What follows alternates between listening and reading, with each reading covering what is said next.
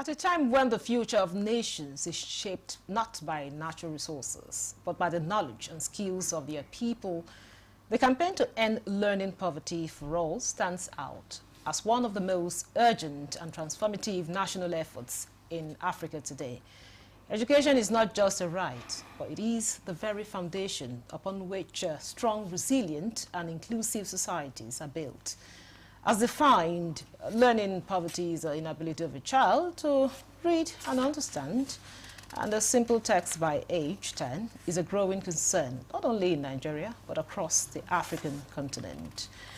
Well, in view of the above, the federal government of education, in collaboration with regional and global education partners, officially launched a national campaign aimed at reversing this trend and ensuring every Nigerian child acquires foundational learning, regardless of background, gender, or location.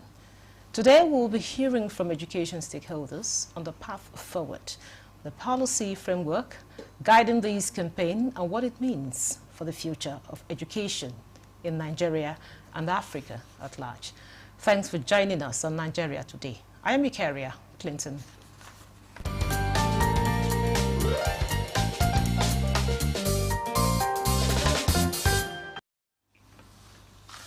With me in the studio to talk about the campaign to end learning poverty is Honorable Rosemary Ochenemi Oshikoya. I think Rosemary Ochenemi Oshikoya, the former Commissioner for Education, Kogi State.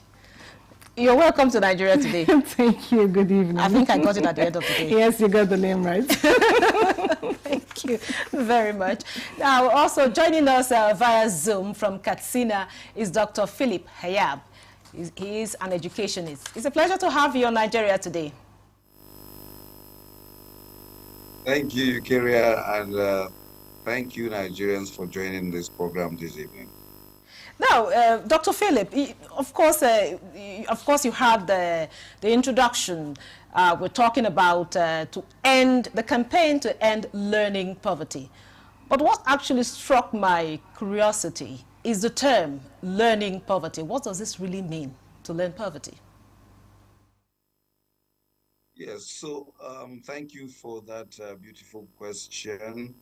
Learning poverty simply means the inability of a learner, that is a child particularly a child enrolled in school, to be able to demonstrate the skills set in the curriculum for the age of which he or she has attained. So learning poverty will show itself in the child's inability to read, in the child's inability to even do a simple calculation. Now, once that happens, we can say for sure that a child suffers from learning poverty.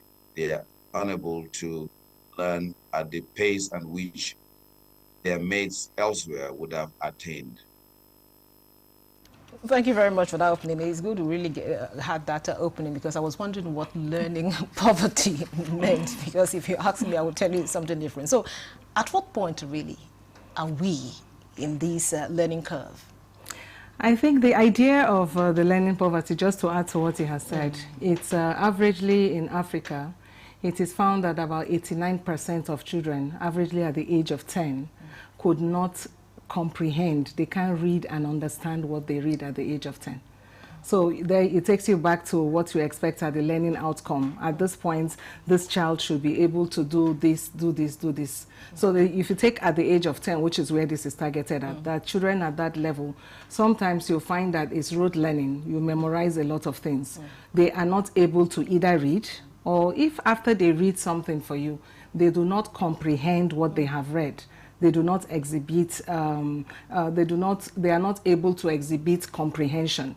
So possibly, and maybe you've seen it around you. I did experience that. I remember some years ago, I went to my village, which is off-grid, if you permit me to observe, and then you get in these children. And interestingly, my choice of toys was to go with the usual alphabet A, B, C, D.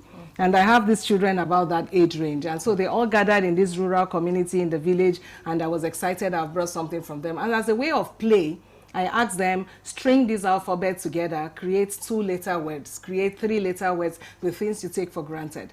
And I found that they could not do that. I was shocked because some of these children were about 12 years. I'm talking sometime in 2017, 18. And so that's a bit buttress what we are saying. To someone who really do not understand what the learning poverty we are talking about is, when you pick up a child, averagely a child of basic education age, and you see if a child is about 10 years, you're already getting to that point where you're saying you're even leaving primary school towards progressing there. So if that child is not able to manifest comprehension, or you bring in the age-appropriate book you expect the child to read, and you find that literacy and numeracy are a factor, then that is the kind of things you're talking about. Okay. That the campaign, we're talking about campaign to end learning poverty, is saying that we need to address those issues that makes that case what we are seeing now. And if you look at all of Africa, the statistics says about 89% of our children can't do that. They can't read effectively. So back to you, Dr. Philip. We are talking about ending this. It's a very big problem, really, when you talk about learning poverty, because quite a lot of children are in this category. They really can comprehend, even though they are old enough to. In the other clan, we see quite a lot of persons, you know, even at the 5 years, 6 years, when they have a conversation with you, you'll be amazed at what they know. And so how can we, what are the areas we should focus if we are to end learning poverty? Yeah, so incidentally, I am not in Abuja, but in Katsina for a teacher training workshop. And we discussed this issue yesterday and even today. Learning poverty is a big problem in sub-Saharan Africa, to be precise, and then it is mostly a situation in public schools. So that the statistics of 87 or 89%, which was done by UNICEF in 2020, and a recent one in 2023, actually focuses on the children who are in public schools, that is schools owned by government. The case is not what happens with children who are in private schools, mission schools. So these children who suffer from learning poverty are children of the underprivileged or people from low-income communities. And then how do we end it? To end learning poverty, one of the first things we have to do is to improve the capacity of the teacher. We are aware that most of the people who end up in the classrooms in Africa or sub-Saharan Africa in this context are not qualified. If at all they have gone to the colleges of education or universities to earn a certificate, they do not have the pedagogical skills that they will transfer maybe what we call a practical knowledge. Rather, as my colleague in the studio said, the teaching and learning is much more about memorization. Memorization is not necessarily learning. So learning has to be that which a child can see, recognize, a child can apply, a child can reason, a child can evaluate. So for us to end learning poverty, we need to take care of who the teacher is. We need to take care of teacher training or improve pedagogical skills. We need to take care of the learning environment. We need to provide reading and teaching and learning resources and reading resources in the schools. That was what we found when we were children in public schools in the 80s. I'm not sure that is the same story now for children who are in public schools, even in the heart of the cities. Now back to you, Honorable Oshikoyi. Of course, he talked about memorization, and he also mentioned the fact that the concentration is on the public schools. But if you look at the private school, we also have similar problems. Exactly. We have the same problems. So do we really have what it takes to end learning poverty? First, I would like to build on what he has said. You know, when we said that the problem lies predominantly with public schools, we sort of exclude the fact that there are different types of private schools. And for most times, if you go to many rural parts of Nigeria, even urban cities like this, it will shock you the kind of learning infrastructure you find. I don't want to go into that. But the point to underscore here is not to say that the predominance of this problem we're having has to do with just public schools alone. Because again, there are different facets to this. He touched on one part. We talked about teacher training. We are quick to always put the blame on the teacher, but I think when we talk the campaign against, the campaign for ending poverty, learning poverty, is a sort of more multifaceted. For instance, it has to do a lot with political will. Speaking from the African context, you said this essence of this campaign has to do with, number one, that we're looking at the financial investments that is necessary for basic education, because we are talking of foundational education here. And so we're talking about the financial investments, which on one side lead to political will, because the infrastructure and the environment around learning, we go into that. Because if you're saying that the problem is the teacher, you would want to look at the circumstances where a child in Nigeria learn. For instance, you would say, why does the teacher resort to rote learning? You tell a child to learn by memorization. So the child goes there because if you look at the apparent basic education classroom you have, assuming the building is there and the structure is there, some of the things you need to reinforce learning at the age of that child, which are some of the things we want to see in private schools, some of what we want to see in big posh schools, some of what you see in foreign schools. You find that most of that is lacking across board. That is to say, that is where you need political will.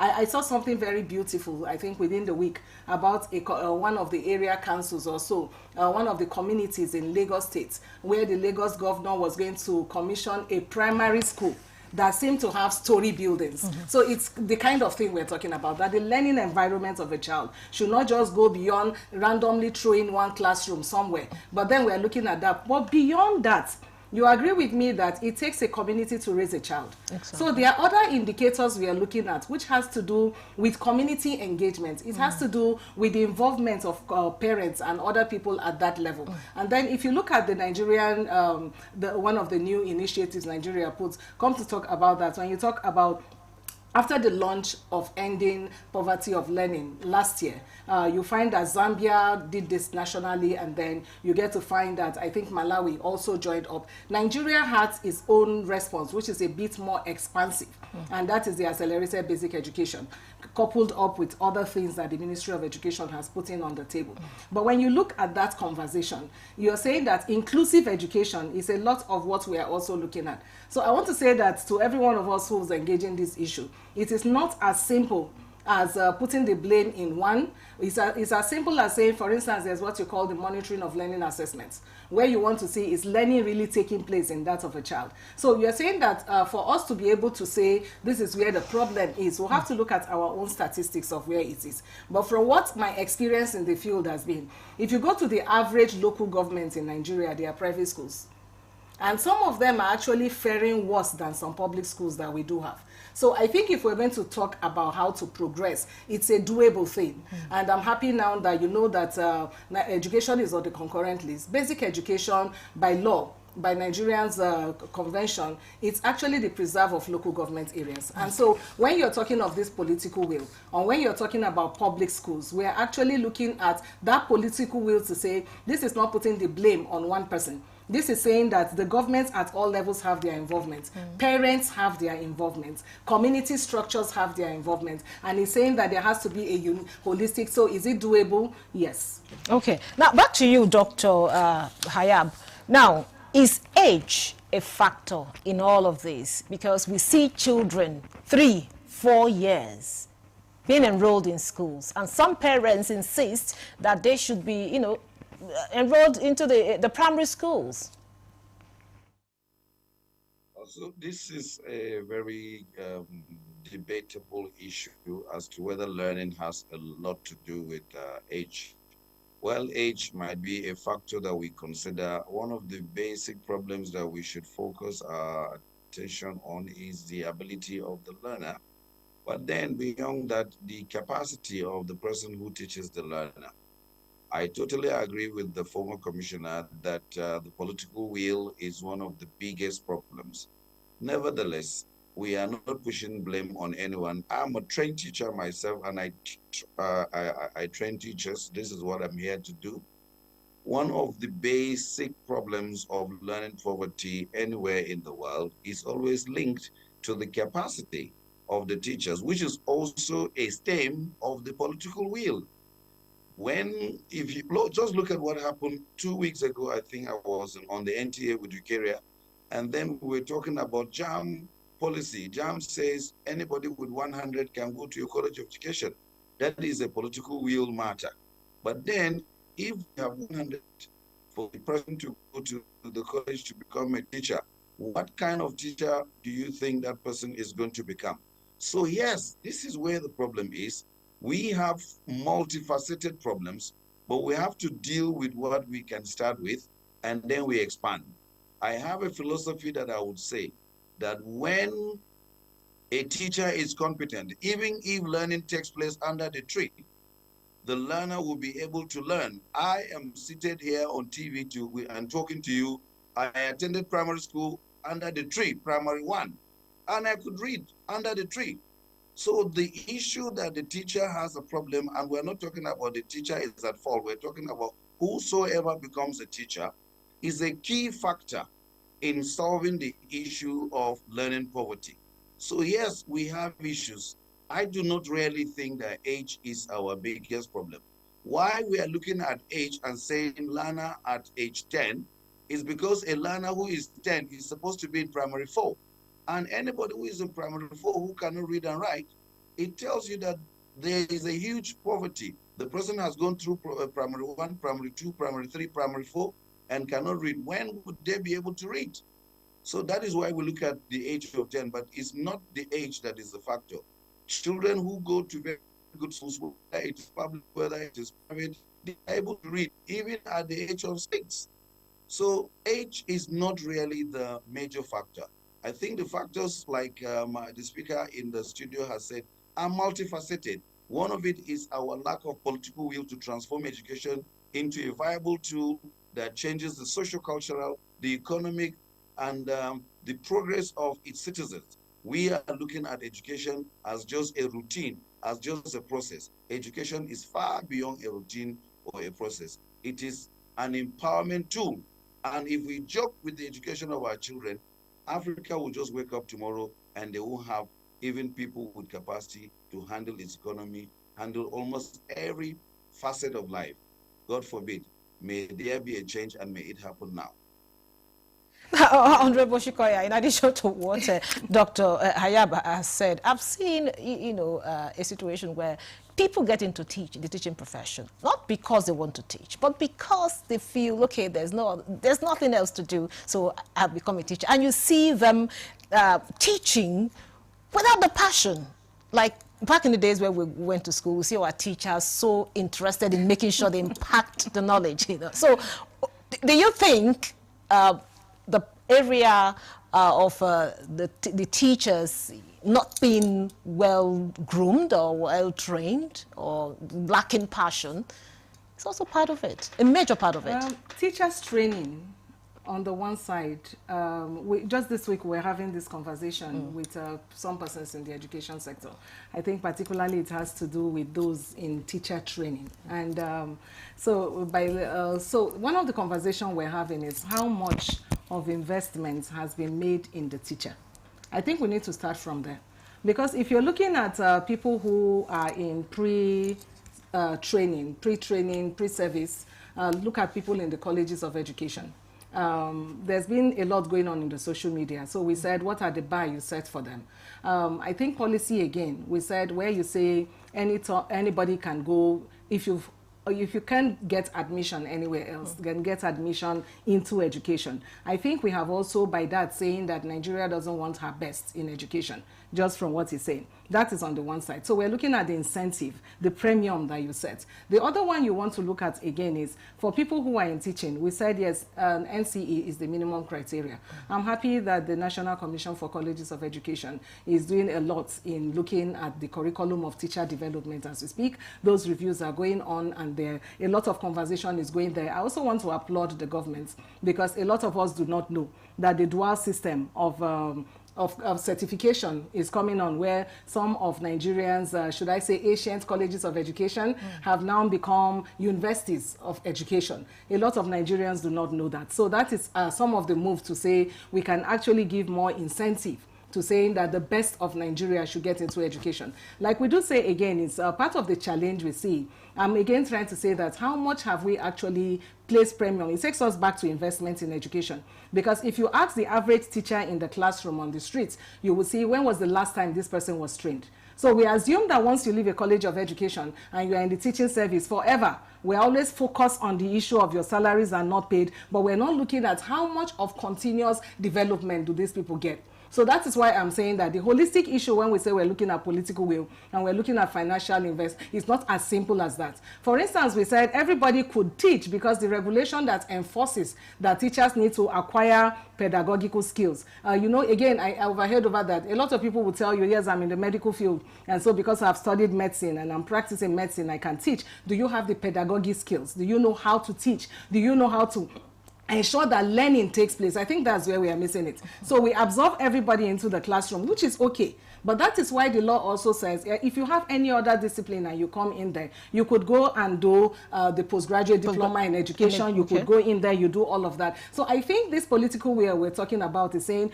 because we need to have everybody come on board, because there's a deficit in the people who are in the teaching profession at this time, there need to be ways of upgrading and improving them. But to add to this again, what tools have we given the teacher? You know, I kept saying that because you have to create the conducive learning and teaching environment. So oftentimes we talk about the learning environment and we don't talk about the teaching environment.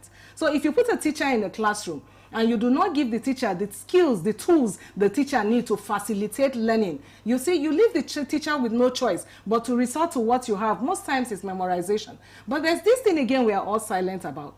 That there's, and I'm happy that the accelerated basic education also touches on that. The language of communication to the child. By policy, every child should be taught in his mother tongue. By this age we are talking, conceptually. So we are looking at age 10, but what happens before then? They build up onto that one. So if this child, I know this from experience because I remember sometime in Kogi State, we developed the Igala curriculum, discussion with the NERDC. So the Igala Igbira curriculum came on the table. And you pass on this draft, and then you say, as I speak to you today, as important as Igala language is spreading across several states, and despite the work we did in 2015, 2019, I think thereabouts, this curriculum is not there. So some of these barriers we are talking about has to do with addressing this mother tongue we talked about. Of Nigerians, over 200 and something languages, how many of them actually can a child learn in the language of the mother? So a bit of this barrier we are talking about has to do with not just the infrastructure, not just the learning environment of the child, but we also need to begin to look at milestones. What should I see? Because if we do this community awareness, if we begin to do this parent sensitization, and this campaign gets there, you see the multifaceted thing. It's really multifaceted. Thank you very much. And yet they are all connected. And in 30 minutes, Dr. Hayab, given all those challenges, is ending learning poverty feasible? Yes, we can end learning poverty if we start with a huge investment in education. And that actually feeds into the question of our political will to ensure that education is our priority. Then other things follow.